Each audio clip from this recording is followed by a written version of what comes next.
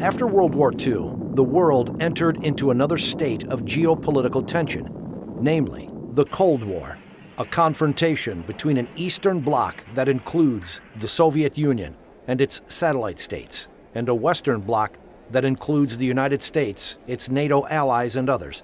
At the height of the Cold War, in the late 1960s, a deterioration of a Sino-Soviet relationship complicated the situation. On the brink of nuclear attack by the Soviets to destroy China's key political and military targets, the Nixon administration decided the existence of a strong China would best serve America's national interest because it was the Soviet Union that was the country's biggest adversary. Nixon deterred the Soviet Union and accepted the olive branch from China. His visit to China in 1972 eventually led to the diplomatic relations between the two nations. During the Ford and the Nixon administration, the U.S. offered military intelligence and technologies to China. It even promised to neutralize the Soviet threat to China.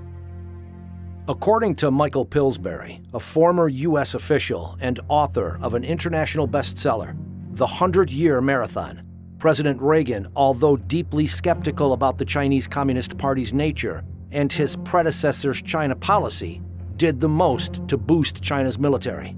The National Security Decision Directive, NSDD, signed by President Reagan, permitted the Pentagon to sell advanced air, ground, naval, and missile technology to the Chinese to transform the People's Liberation Army into a world-class fighting force.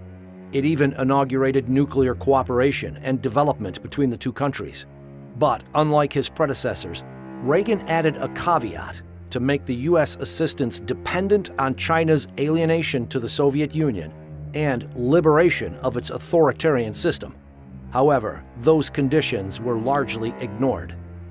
America's continuous effort to boost China militarily and technologically falls right into the Communist Party's grand strategy of modernization in 4 key areas: agriculture, industry, national defense, and technology.